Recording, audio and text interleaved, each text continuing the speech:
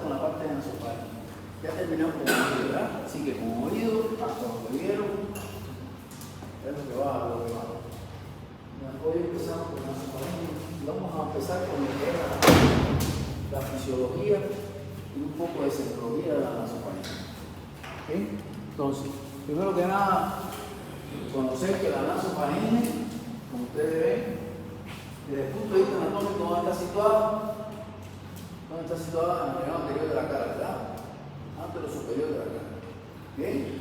Nasofaringe. Y posterior a él, desde el punto de vista anatómico, tiene la faringe. Y la faringe se divide en tres: nasofaringe, orofaringe, la que está relacionada con la boca, y hipofaringe. ¿Ya? Ahora, en la misma región relacionada con ella también están los senos perinasales, maxilares, frontales, que son huesos neumáticos. ¿Se acuerdan de eso? Huesos neumáticos. Y está la laringe también, que es la que tiene que ver un poquito más abajo, que es la que tiene que ver con la corazón. Ya, desde el punto de vista de la anatomía de la nasofaringe,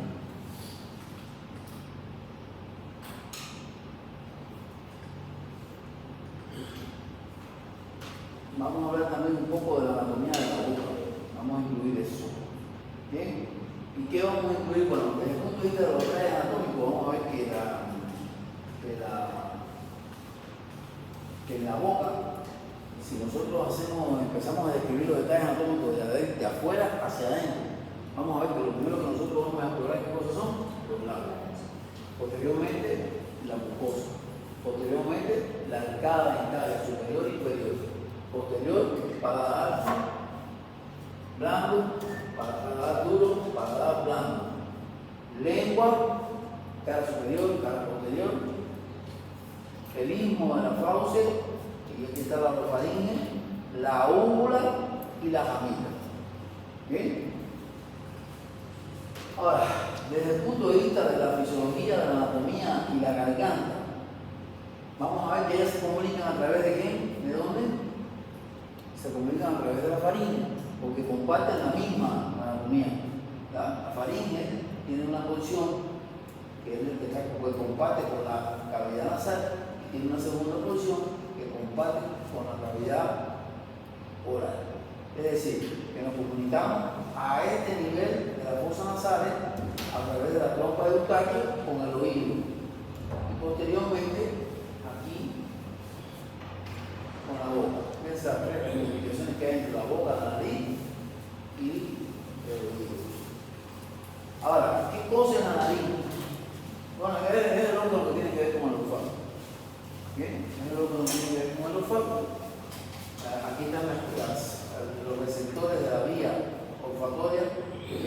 ¿Cuál es la vía olfatoria? Primero, segundo, ¿qué parte lineal es? ¿Qué parte lineal es? El primero. Nasofaringe, aquí están estas son las láminas crigosas, y en la lámina crigosa, por aquí, ¿verdad? Están los receptores de la vía olfatoria. Esta es la mucosa nasal. Bien, ¿y qué funciones tiene ella? La respiración. ¿Bien? La respiración, hay varias funciones: calentamiento, la protección, la vía respiratoria. ¿Ya? Entonces, ¿está formada por quién? Por el meato externo, por los orificios nasales, que serían estos dos, por el tabique nasal, que es el que divide ambos orificios nasales, y por los senos perinasales, que son estos. ¿Bien? Aquí, como ustedes ven, es la inervación, es decir, la vascularización de la nariz. Aquí delante está aquí generalmente alrededor de 22 arterias que se encargan de vascularizar la fosa nasal. Como ustedes ven, ¿verdad? 22 aproximadamente. Después vamos a ver una patología que tiene que ver con esto, que es la pista anterior y posterior. Es una patología bien frecuente en la práctica médica, pero para que ustedes vean la vascularización que tiene. Ustedes se explicarán por qué tanta vascularización en un lugar tan pequeño. Y Y es que por aquí entre el aire. Y nosotros debemos humedecer el aire, calentarlo o enfriarlo en dependencia de la situación en que nos encontremos. Pasa la faringe, hipo, naso, hipo, oro, que diga, hipo y tráquea. ¿Qué son los senos perinasales? De manera general, son estos senos que hay aquí, que son huesos, que son bolsas neumáticas, como bien dice ahí, o cavidades, que están en la región anterior de la cara y que además tienen que ver con, no tienen, es decir, son bolsas de aire, no puede haber secreción, no puede haber sangre, no puede haber nada, son bolsas de aire, y estos senos perinasales son varios. La función que tienen es, entre otras cosas, mantener las presiones intracraneales, porque nosotros tenemos alrededor de 1.4 gramos de masa cefálica, es decir, tenemos 1,5 kg casi de masa cefálica. Y estos huesos perinasales, estos senos perinasales, además de contribuir a la fonación, contribuir a la respiración, al calentamiento del aire, además contribuyen a mantener las presiones dentro de la cavidad craneal. Fíjense que aquí está el viscerocráneo y de aquí para arriba está el neurocráneo. Aquí en la garganta es un anillo, como ven, dice aquí, muscular, que actúa también como un conducto de aire, de paso de los alimentos sólidos y de los alimentos líquidos. Es decir, nosotros tenemos dos vías de respiración por donde respiramos, una por vía nasal y una por vía oral. La fisiológica es la nasal, como sucede aquí. Tenemos dos maneras de escuchar, una por vía aérea y otra por vía ósea. La fisiológica es la vía aérea. La boca no es la vía normal de la respiración, pero es una salida ante una situación determinada. ¿Ya? Porque por ahí también entra aire que va a la tráquea. Entonces, hay situaciones que desgraciadamente tenemos que respirar por la boca. Por ejemplo, si hay una oclusión nasal, la oclusión nasal, producto de un proceso infeccioso, producto de un taponamiento anterior o posterior, producto de un tumor o algo, pues obstruye la fosa nasal, no se puede respirar y es una solución en la respiración bucal. Lo otro que tiene, con la que está relacionada a ella, es con la faringe. La faringe es la que conforma lo que se llama la caja de voz. Y en la caja de voz, ¿verdad?, que está conformada por cartílagos, por grupos cilíndricos, de cartílagos, músculos y tejido blando, contienen las cuerdas vocales. Usted le dice al aquí, porque el que tiene la cristal, usted coge así, mira, le hace al paciente que abre la boca, insufla más de luz y con ese cristal lo proyecta hacia abajo y le dice al paciente que diga ¡ah! Y usted va a ver las cuerdas vocales. Es decir, ¿quién contiene las cuerdas vocales? La laringe, que es lo que se conoce como la caja de voz. Como mismo conocieron la caja de tímpano, que tiene que ver con la ventilación, es decir, perdón, con la audición, también aquí hay una caja, que es la caja de voz. Bien. Esta caja de voz contiene las cuerdas vocales, que es la primera posición antes de entrar en la tráquea. Bien. Lo otro que tienen es la epiglotis, que es una aleta formada por un tejido blando y ubicado junto a las cuerdas vocales. La epiglotis se pliega, ¿verdad? ¿Cuándo se pliega? Cuando nosotros vamos a tragar, ella cierra el orificio de la tráquea. Tragamos, el alimento pasa al esófago y posteriormente ella se abre. Eso lo hace de manera inconsciente, refleja y dura milésimas de segundo. Trago, porque constantemente nosotros estamos tragando, además del alimento, tragando saliva, porque nuestro aparato respiratorio está continuamente produciendo secreción, como un mecanismo de defensa. ¿Okay? Entonces,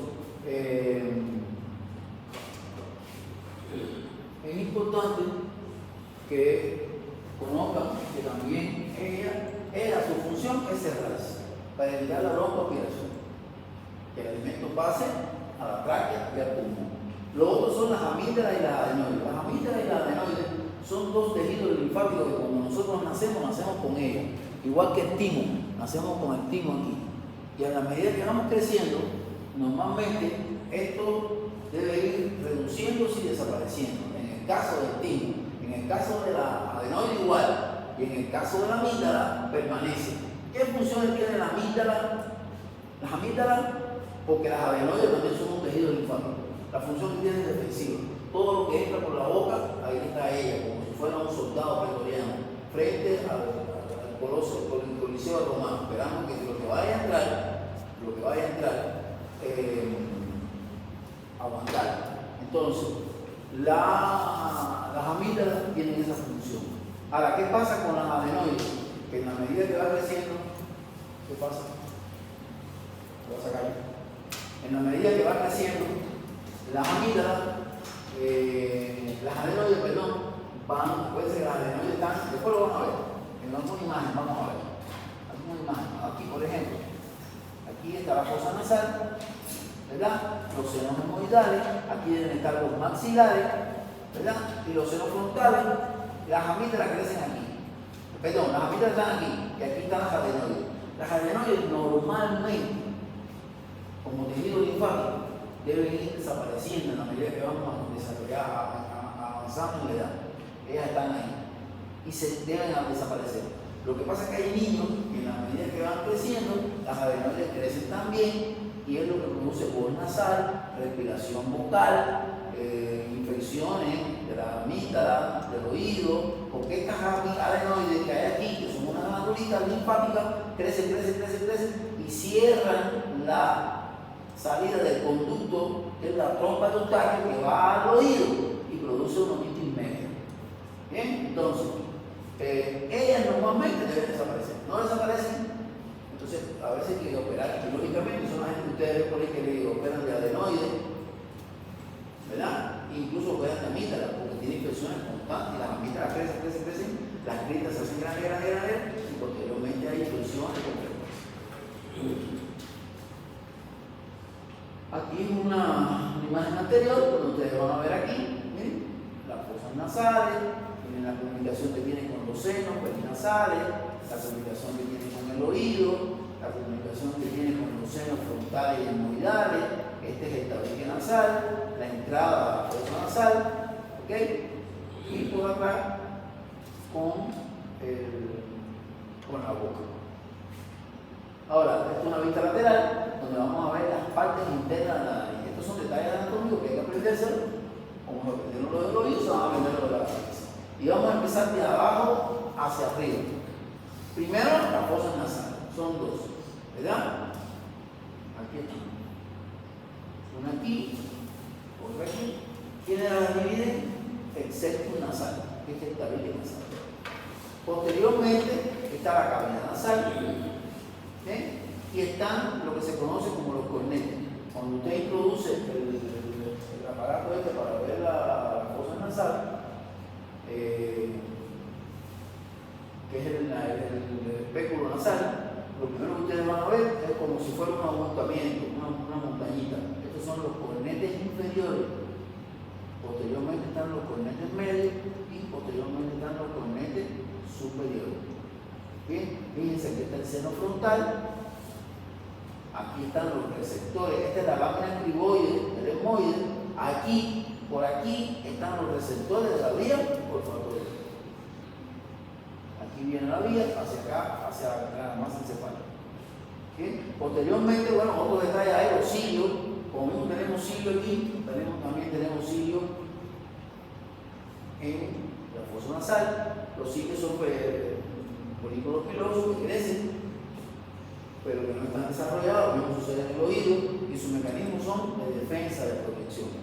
También tenemos el cornete inferior, medio, superior, la membrana o la mucosa, el tabique nasal, que después vamos a ver cuando veamos la patología del tabique nasal, vamos a ver las diferentes maneras en las que se desvía el tabique o se fractura el tabique y que compromete la respiración.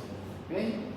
Lo otro aquí, bueno, por este lado tenemos la silla tuca. Bueno, esos son detalles que están con relación a el seno fenoidal. Aquí está la amígdala faríngea, o también conocida como adenoide, lo que hablamos ahorita, mírenlo aquí.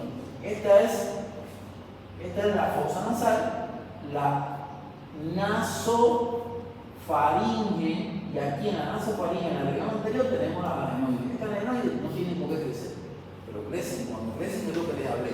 Si entran aquí, obstruyen y además, miren, la apertura de la trompa de Eustaquio, que es la que va al oído medio, miren aquí próxima está con las adenoides. Al crecer ella, obstruye la trompa y todas las secreciones se quedan ahí y van al oído medio y producen otitis media serosa.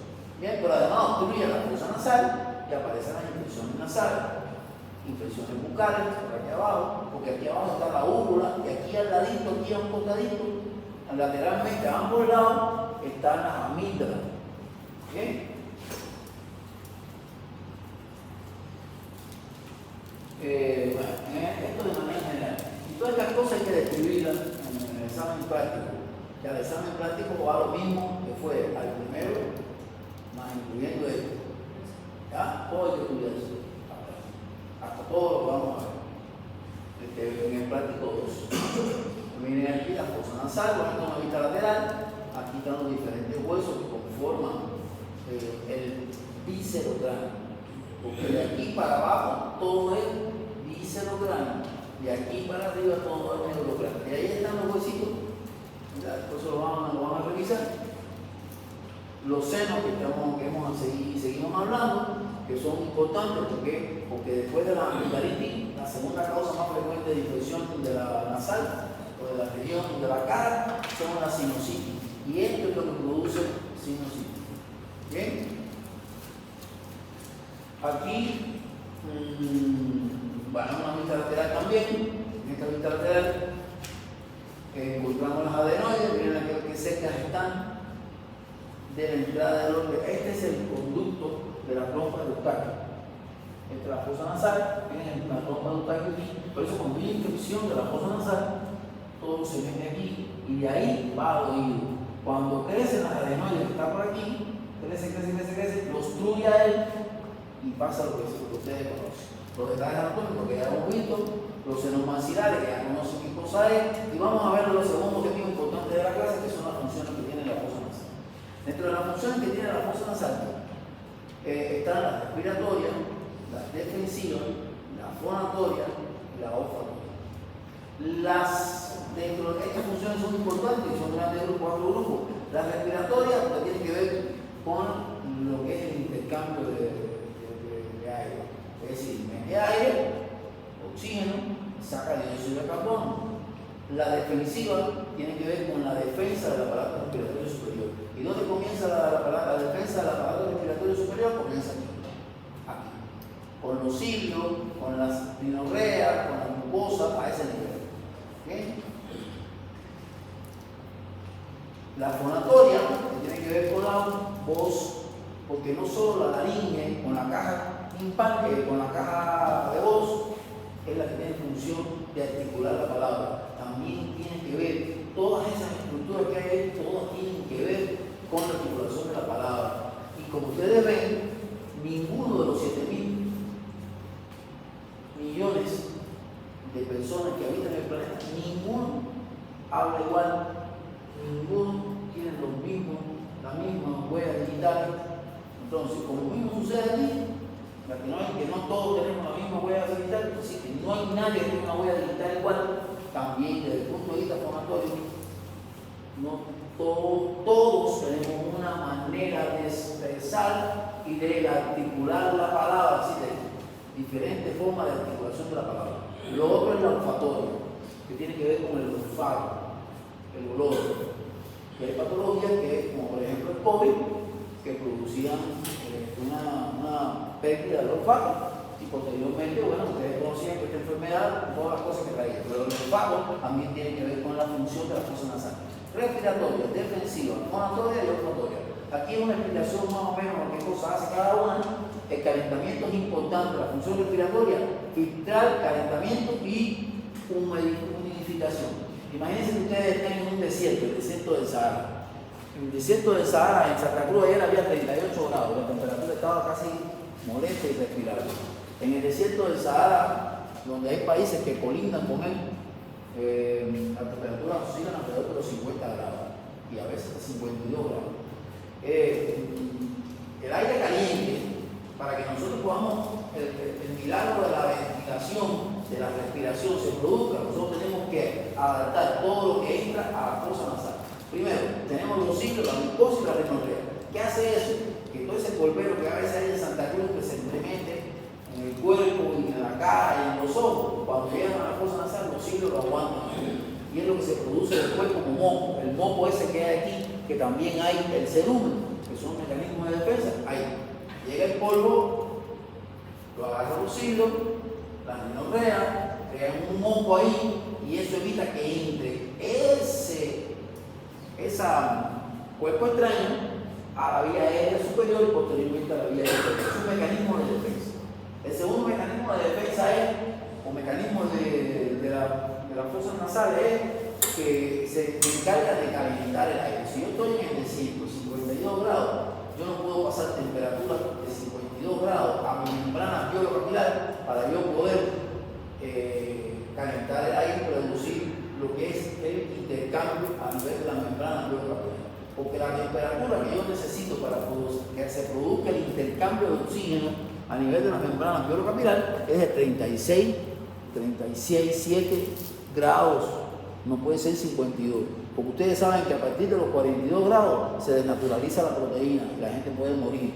Entonces, ¿quién se encarga de que si el aire que estamos respirando se disminuye su calor o aumente su calor? Las fosas nasales. Es decir, estoy en la Antártida, estoy bajo 30 grados, bajo cero, hay temperatura fría, pero al pulmón no va a esa temperatura fría, va a la temperatura corporal. ¿Quién se encarga? Las fosas nasales. Bien, ahora, calentamiento y humidificación. ¿Y por qué? ¿Cómo lo hace? Lo hace cuando yo les enseñé al comienzo una vista lateral, las 22 arterias que tenemos aquí, esas 22 arterias que tenemos aquí, en este pedacito solamente hay 22. Y esa es la importancia que ellas están ahí. Ellas se encargan de todo el aire que entre, tanto frío o caliente, según las condiciones en que estemos, adecuarlo a las condiciones que yo necesito para que se produzca la ventilación. ¿Lo entendieron? ¿Lo entendieron o no lo entendieron? Si entra aire muy caliente, ella lo enfría. Y si entra aire muy frío, ella lo calienta. ¿Por qué? Porque yo a nivel de la membrana alveolo-capilar, que ocurre donde tráquea, bronquio, bronquiolo, al final está la membrana de la alveolo y la membrana. Por cada una molécula de oxígeno que yo incorporo al cuerpo, se eliminan 20 de dióxido de carbono. Entonces, es importante la función esta que tiene la fosa nasal. Muy, muy importante. Así es una explicación de cómo se produce la regulación del flujo aéreo, las resistencias nasales. Es importante la resistencia nasal para que me impida que no todo lo que entre a la fosa nasal vaya al pulmón, ¿verdad?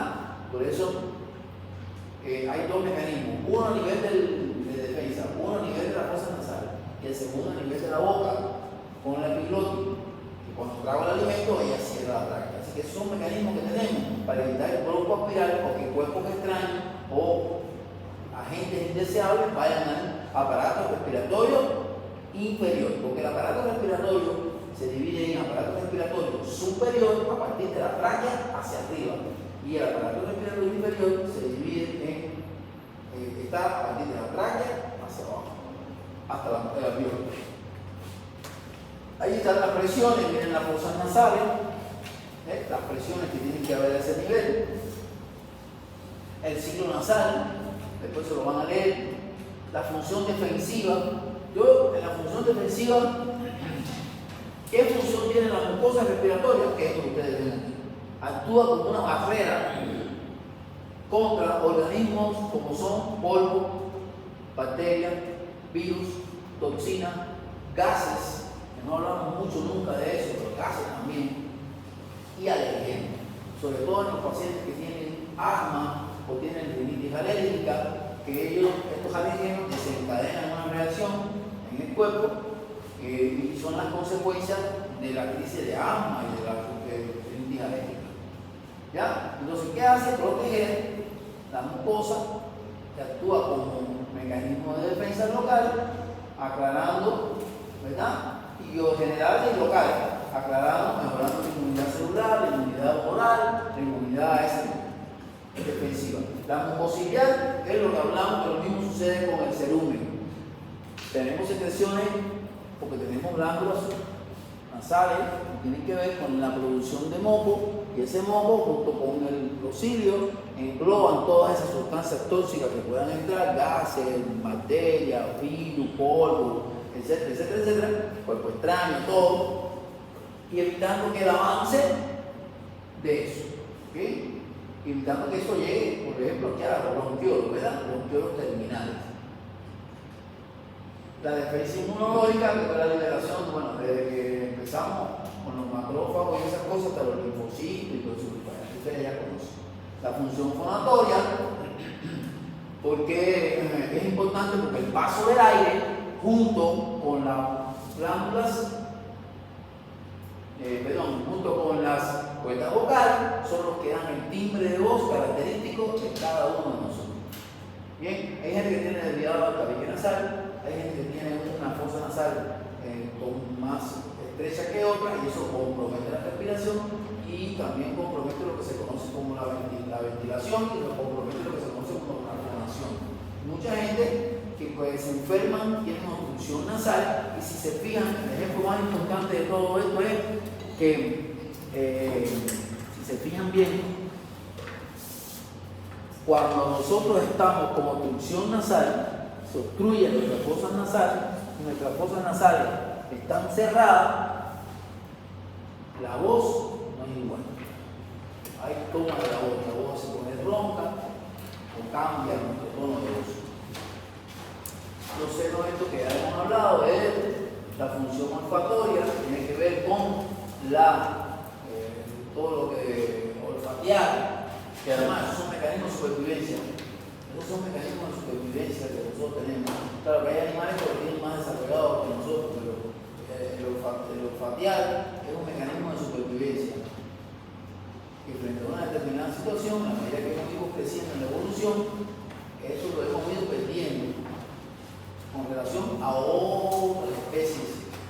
No quiere decir que no tengamos olfacción olfatoria, pero la hemos perdido con relación a otras especies. Porque los perros pueden olfatear el peligro a kilómetros. Nosotros no, podemos olfatear, ¿verdad? Pero al mismo tiempo el sexto sentido de la prevención, de la protección. Es decir, que la olfacción es importante, porque si nosotros tuviéramos, no podemos defendernos de situaciones determinadas. Por ejemplo, se libera un gas tóxico, si nosotros no olfateamos que ese gas tóxico está liberado en el medio ambiente, o lanza una bomba química, o se produce una explosión en una fábrica o una industria química, y hay contaminación ambiental. Si nosotros no olfateamos eso, no somos capaces de darnos cuenta de lo que está pasando y podemos morir. Entonces, estos son mecanismos que además de servirnos para preservarnos como seres humanos. Este es el sistema olfatorio, de cómo se produce la olfacción. Esto lo vieron ustedes cuando vieron de neurología, cuando vieron la vía olfatoria, ¿verdad? Todo lo que funciona aquí, eso son las células de sostén, que tienen que ver con la olfacción, con los receptores que están aquí en la lámina cribosa. Esa es la vía. Bien. Y vamos a ver, este es el tema 7, que ya vieron anatomía y fisiología, un poquito de semiología. Ahora vamos a ver el tema 8, que tiene que ver con los síndromes nasales. ¿Qué cosas son los síndromes nasales? La insuficiencia respiratoria nasal, la rinitis, la epístasis, las algias y las alteraciones de la presión. ¿Por qué en esta clase siempre vemos una parte de esto? Porque esto es bastante extenso y todo esto va al examen.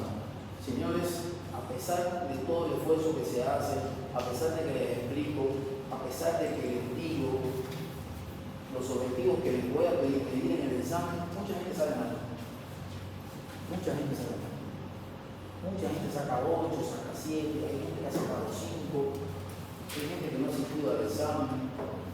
Les cuento que a partir del próximo lunes que no entre, después que yo entre, no entra, se queda de afuera. ¿Ya?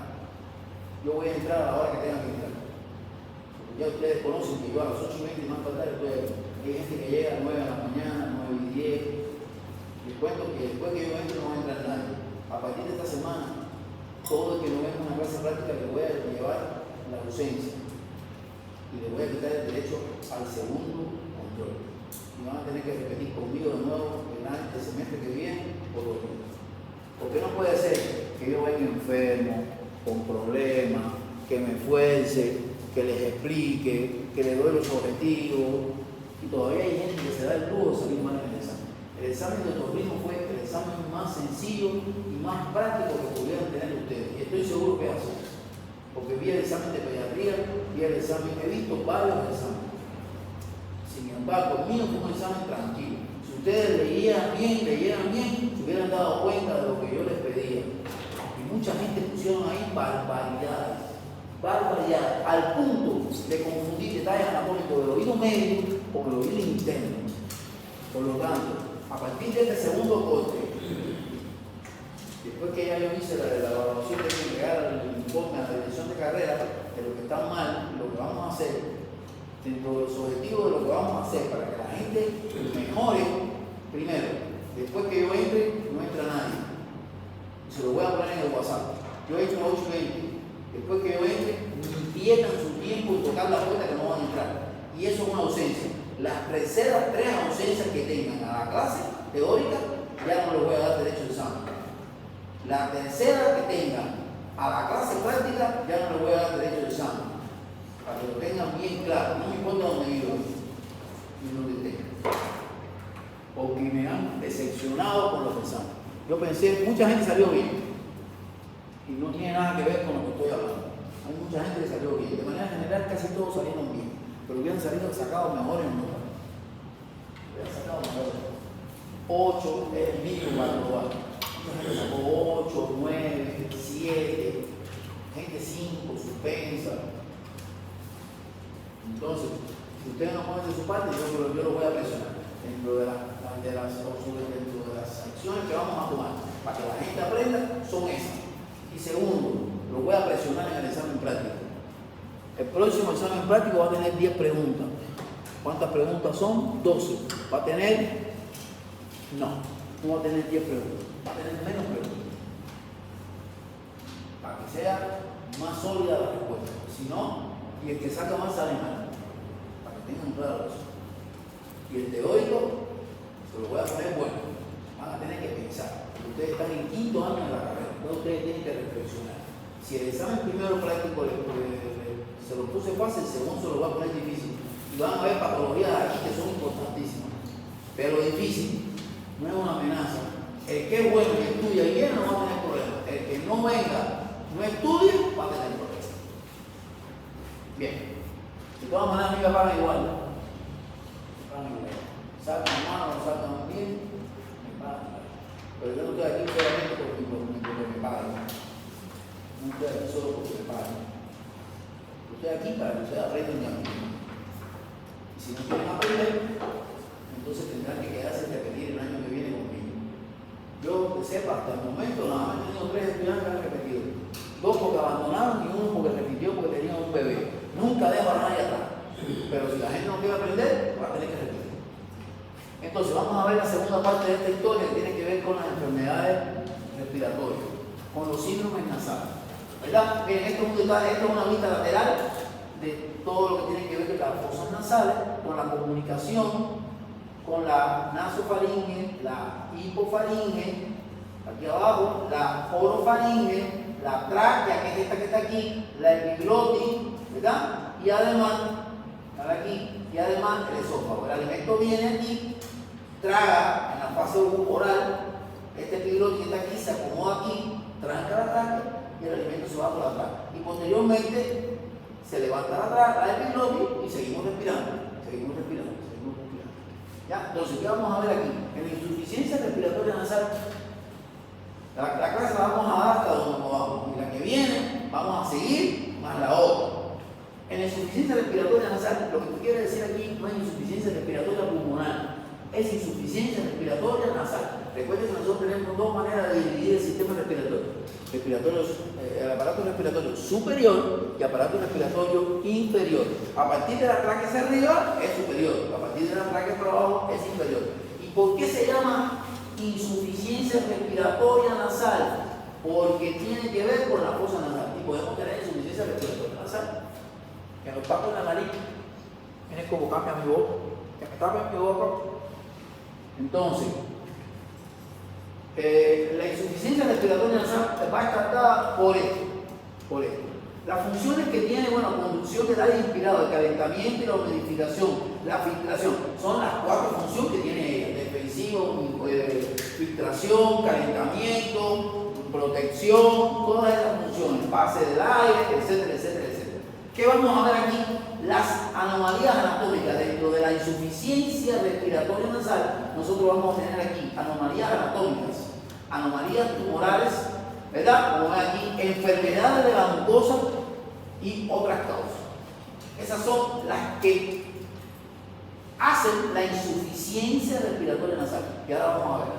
Dentro de la anomalía anatómica, ¿qué hace que nosotros tengamos insuficiencia respiratoria nasal? La desviación del septo nasal. Si yo tengo mi septo nasal así, esta fosa nasal está más expandida y esta se recoge. ¿Por qué? Porque el septo nasal mantiene la fosa nasal erecta y además permite que los dos espacios, fosas nasales, estén divididas con el mismo tamaño, en misma anchura y no haya compromiso ninguno. Si yo desvío mi tabique hacia un lado o hacia el otro, pues se compromete una más que otra. Entonces, la desviación del septum, que es el tabique, es el 80% de los sujetos, sobre todo de las mujeres. ¿Por qué hablan ahí? ¿Por qué hablan ahí, doctoras? No hablo más. El 80% se ve sobre todo la desviación del septum nasal en la raza caucásica. Es raro encontrar un latino que tenga desviación del septum nasal, aunque podemos encontrar. Pero los más frecuentes son los europeos. No sé si han visto los franceses, los ingleses, esas narices tan largas que tienen ellos, como se les debía. Los que han visto la película de D'Artagnan, el famoso descubridor de Cristóbal Colón, todos estos europeos son narizones y a veces tienen desviado todavía que tienen una raza caucásica, ¿verdad? Lo otro tiene que ver con la hipertrofia de los cornetes. Cuando vimos aquí, miren, este tabique está desviado. El tabique se puede desviar. Incluso podemos nacer con tabique desviado. Y otro es adquirir la desviación del tabique. Lo más frecuente son traumatismos. Ahora, en la segunda parte está la hipertrofia de los cornetes. Miren los cornetes. Los cornetes son lo que les dije cuando colocamos el espéculo nasal, que miramos ya. Lo van a aprender en la clase práctica. Que miramos de abajo, hacia arriba, hacia adentro. La primera elevación que van a encontrar ahí es el cornete nasal inferior. Y esos cornetes se inflaman, como se inflaman las amígdalas, y eso produce una hipertrofia del cornete. Y si usted tiene, este es el tabique, y estas son las dos fosas nasales. Miren un cornete aquí, miren el otro cornete aquí. Si usted tiene un cornete más ancho o hipertrofiado que otro, el aire por dónde pasa mejor, ¿por aquí o por aquí? ¿Por aquí? ¿Por aquí? ¿Ves? Por ahí pasa el aire mejor. Por aquí se obstruye el paso del aire. Entonces, eso produce insuficiencia respiratoria nasal también. ¿Bien? Lo otro son las conchas bulosas. Las conchas bulosas son qué? Que salen ahí alrededor. Esto es una tomografía, un rayo X de la seno. Esas conchas bulosas también, que son el mismo cornete, pero que se hace neumático, hay aire en el cornete, se inflama. Entonces, eso también hace que se obstruya la fosa nasal. Que al obstruirse la fosa nasal, pues hay insuficiencia respiratoria. Lo otro es la perforación del septum. Miren, esto es un septum perforado. Mírenlo aquí, mírenlo aquí, mírenlo aquí. Septum perforado. Hay gente que se coloca pixie y se perfora el septum nasal. Eso es un error, es una locura. ¿Por qué? Porque entra el aire por ambas fosas nasales. Si yo tengo el septum perforado, es como la comunicación interauricular o la comunicación interventricular. ¿Es compatible con la vida la comunicación interauricular? La comunicación interventricular es compatible con la vida y son malformaciones congénitas que nacen los bebés. Si yo tengo una comunicación interventricular, yo estoy ligando sangre arterial con sangre venosa y eso produce cianosis, produce una serie de síntomas respiratorios graves y cardiovasculares graves. Lo mismo pasa aquí, que está entrando el aire, como está comunicado, el septum nasal está perforado por dentro, ahí se forma un remolino, el aire entra por aquí, quiere cruzar para acá, y entra por aquí, quiere cruzar para acá, entonces no va a la dirección. Es como si te ponen un túnel y a mediado del túnel, es decir, que está obligada a la circulación por ahí, pero que a mediados de altura hay un hueco. Tú te crees que estás yendo, hay un hueco y te va para abajo. Entonces, está mal eso está mal. No puede haber de ruptura de septo, porque si hay ruptura de septo no puede entrar el aire bien y eso genera problemas respiratorios serios. ¿Y qué genera? Malos hábitos. Es como los niños que tienen obstrucción nasal porque las adenoides se les inflaman, no pueden respirar por la nariz. ¿Y por dónde van a respirar los bebés? Por la boca, no les queda otro remedio. Entonces son esos niños que roncan. O si no, hacen periodos de apnea. Y si no, respiran por la boca. Y si no, tienen amigdalitis. ¿Por qué? Porque tienen malos hábitos respiratorios. ¿Bien? Ahora, el otro ¿dónde está? Ya, está la atresia cobanal, que también puede ser ósea membranosa después de las mismas cobanas. Es decir, esas son causas desde el punto de vista anatómico, de la anatomía de la nariz, que hacen que se produzca una cosa que se llama insuficiencia respiratoria nasal. Dentro de la anatómica están el septo, los cornetes y todas las cosas que ustedes vieron ahí. Lo otro son las causas tumorales. Una causa tumoral, miren las adenoides. ¿Han visto alguna vez una adenoide? Eso se ve con bastante frecuencia en la práctica médica. Cuando vayan a la atención primaria de salud, van a ver que una cierta cantidad de niños van a asistir a su consulta porque respiran por la boca, o porque tienen obstrucción nasal frecuencia, o porque hay cambio de la voz. Y una de las causas fundamentales son las adenoides, estas que están aquí, que tienen que desaparecer. Ellas nacen con nosotros, pero en la medida que vamos creciendo en edad, como el timo, usted ve la radiografía de un niño con un timo grande, y usted ve que es así, el timo se ve por detrás, y en la medida que va creciendo, se va recortando y desaparece. Lo mismo pasa con ella. Su función, ellas son linfáticas, tienen que ver con defensa, pero crecen, y al crecer se hipertrofian, y al hipertrofiarse es lo que ustedes conocen como la voz, y todo lo que les expliqué anteriormente. Esa es una de las causas. Los otros son los pólipos, el pólipo nasal. Como mismo tenemos pólipos en otro lugar, también tenemos pólipos en la fosa nasal. El pólipo es una tumoración benigna. Esa tumoración benigna crece y dificulta el paso del aire por una de las fosas nasales o las dos fosas nasales. El otro es el pólipo antrocoanal. El pólipo antrocoanal está acá atrás. Miren, fosa nasal. La coana, ¿qué cosa es? Esto que está aquí atrás. Lo que comunica la fosa nasal con la boca. Ese espacio que cuando yo deprimo la lengua para ver las amígdalas y veo que por atrás está bajando sangre o está bajando secreción, eso que se ve ahí que comunica la boca con la fosa nasal arriba, eso es el espacio de las coanas. El antrocoanal, el pólipo antrocoanal, también conocido como pólipo de Tilling, también es una causa de obstrucción nasal. Porque no se ve aquí, porque está metido aquí atrás, entonces hay que hacer laringoscopía o broncoscopía, o una laringoscopía indirecta, o una fibroscopía para poder verlo. Bien, lo otro son las neoplasias benignas y las malignas. Las neoplasias benignas y las malignas se pueden ver, gracias a Dios, no son frecuentes, pero se pueden ver, ¿verdad?, en estas edades. Gracias a Dios no son frecuentes, pero se pueden ver en esas edades. Bien, un ejemplo de gente con neoplasia maligna son esa gente que tú lo ves que tiene una traqueotomía ancha aquí, que están respirando por aquí, que a veces se ponen un pañito aquí, una gasita, no sé si lo han visto por ahí, que van caminando y ellos tienen que respirar por aquí. Y usted habla con ellos y ellos para poder hablar tienen que taparse el huequito y ellos entonces expresar la palabra. Porque fíjense la importancia que tiene la voz y el paso del aire para la expresión de la palabra, ¿sí?, para la expresión del lenguaje. Ellos tienen que tapar ahí para que entonces el aire entre por arriba y ellos poder hablar. Entonces esas neoplasias malignas, que muchas veces tienen un comportamiento en la laringe, pueden haber neoplasias malignas, en la boca pueden haber neoplasias malignas. Ahora, en los últimos años tengo un amigo que es alumno mío en la 1, que en fisiopatología 1, que el tipo es odontólogo, se está haciendo médico ahora. Él se hizo odontólogo, ahora se está haciendo médico. Y está pasando el quinto semestre de fisiopatología 1. Y el tipo dice, él es maxilofacial, y él se ha dedicado a esa parte. Y dice que el incremento del coquial, o el coquial ha incrementado el cáncer de boca, de lengua. Y en estos días ha hecho alrededor de 2 o 3 cirugías cirugía, donde ha tenido que hacer vaciamiento de la millonaria, ha tenido que hacer vaciamiento de una parte de la lengua, de gente joven, y eso es un cáncer importante también. Ahora, el tercer grupo son las que tienen que ver con las enfermedades de la mucosa. ¿Cuáles son las enfermedades de la mucosa? Las que todo el mundo ve. Las que todo el mundo ve. Una frecuentísima es la rinitis alérgica. Hay mucha gente que viene y tú lo ves. ¡Achi! ¡Achi! ¡Achi!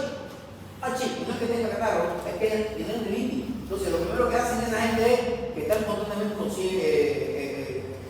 estornudando.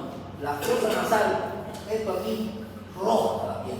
Cuando usted explora con el espéculo nasal y abre, ve los cornetes no están rosados como normalmente debe verse, están con tendencia a ponerse pálidos. Y es porque constantemente tienen un proceso de alergia a ese nivel y ellos cambian de coloración. Lo van a ver después cuando tenemos una clase práctica. Y esa gente son frecuentísimas. Estos que tienen rinitis aguda catarral, estos que tienen rinitis aguda bacteriana, rinitis alérgica, rinitis eosinofílica, esas son causas, rinitis vasomotora.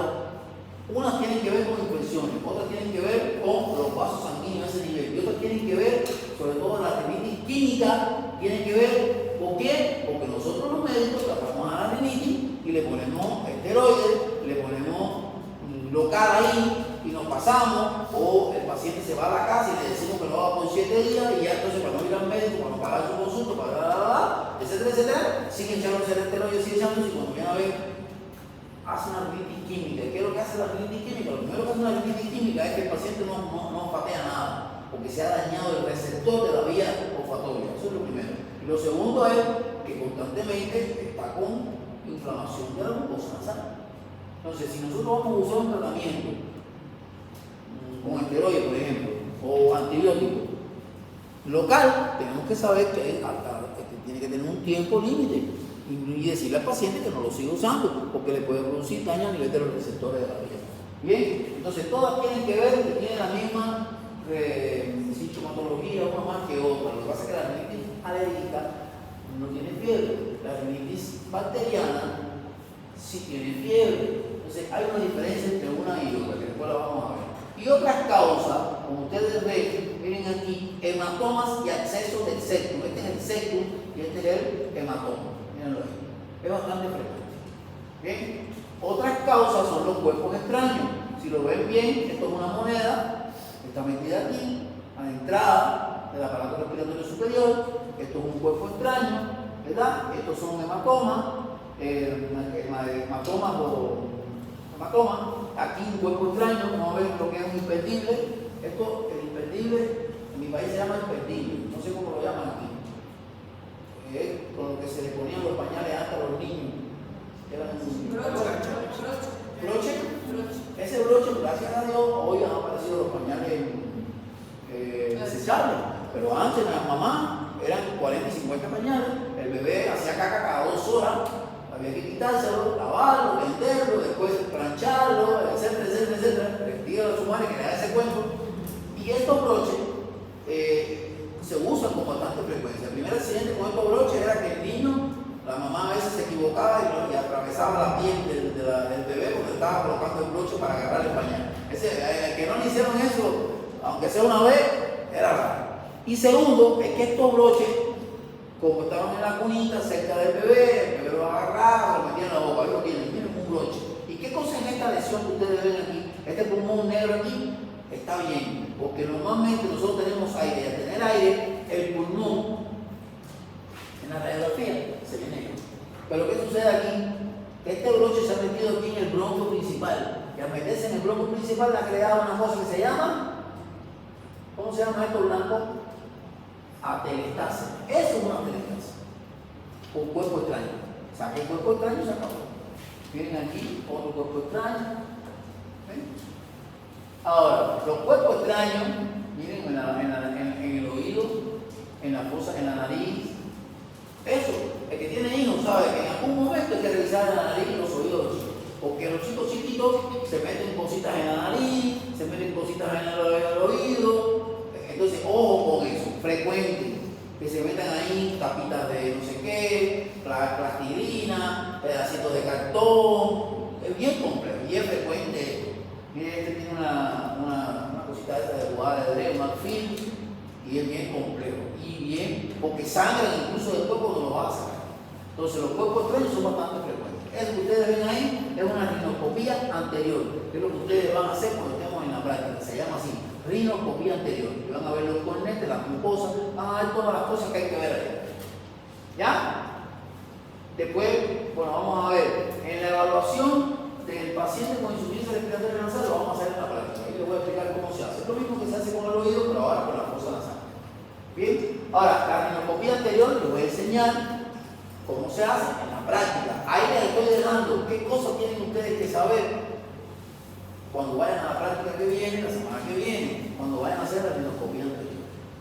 Infección, la palpación y rinoscopía anterior. Ahora vamos con el cáncer de boca y de garganta. Miren, los tumores de boca y de garganta son bastante frecuentes. ¿Por qué son bastante frecuentes? Porque no hay que ir a la China ni a Japón para saber por qué. Y sabemos que los tumores tienen un componente genético y tienen un componente de factores de riesgo. ¿Y qué pasa con el cáncer de boca y el cáncer de garganta? Los factores de riesgo son importantes, la genética es importante, ya se sabe con el material genético, con el mapa genético, de que muchas enfermedades crónicas no transmisibles tienen un componente genético. Pero ahora hay factores de riesgo que tienen que ver con la fuma, la coca, la droga y el cigarro y el alcohol. ¿Ya? Entonces, si la gente toma mucho, fuma mucho, esos factores de riesgo son causas de esto. Solo en los Estados Unidos en el 2019 se estimó que cerca de 53.000 personas tuvieron esta enfermedad. Además, y en 1860 murieron por esto. Estados Unidos tiene alrededor de 400 millones de habitantes. 53.000 personas en un año, solo en un año. ¿Bien? Y con el pronóstico que tiene esto. Ahora, los tipos de cáncer que se encuentran están el carcinoma de células escamosas. Después en la práctica vamos a ver cómo nosotros tenemos que explorar la boca y explorar para conocer acerca de esta lesión en la boca. Bien, está el sarcoma de Kaposi. El sarcoma de Kaposi no es frecuente. Lo que pasa es que ahora en la actualidad se ha hecho más frecuente a partir del año 86, cuando apareció el VIH-Sida. Todos los pacientes que han marcado SIDA con el virus de la inmunodeficiencia humana, un gran por ciento han hecho que se incremente el sarcoma de Kaposi, ¿verdad? El carcinoma verrugoso, el melanoma maligno, son ellos los grupos de riesgo, son ellos los que usan, hacen radioterapia, quimioterapia, también aparece con bastante frecuencia. Bien, y los factores de riesgo son estos, como ustedes ven aquí, incluyendo el papiloma del virus humano, que gracias a Dios hoy hay una vacuna que se coloca en quinto año de la escuela, se lo colocan a las niñas para evitar el cáncer séptico uterino, que es la primera causa de cáncer en la mujer y de muerte en la mujer junto con el de mama. Entonces ya esa vacuna ayuda mucho, ayuda bastante, ¿verdad? El consumo crónico de alcohol, la edad, mientras mayor crecemos, entonces el sistema inmunológico se compromete y todo lo que ustedes envejecen, todo lo que ustedes conocen. Y lo vamos a dejar aquí. Lo vamos a dejar aquí. ¿Ya? La próxima clase vamos a ver esto, porque es importante y después preguntan en el examen. Porque hay que calificarlo, hay que ver los pronósticos. ¿Ya? Esta parte es bastante extensa. Y para la próxima clase de nasofaringe, vamos a ver entonces todo lo que tiene que ver con la exploración de la nasofaringe, los detalles anatómicos de la nasofaringe y lo que se conoce como rinoscopía. ¿Bien? Duda. Es leerse esto, no hay de otro. Leerse esto y reforzar algunas cosas que tengan interés. ¿Ya? Nos vemos entonces el próximo lunes. Pues la práctica, por favor.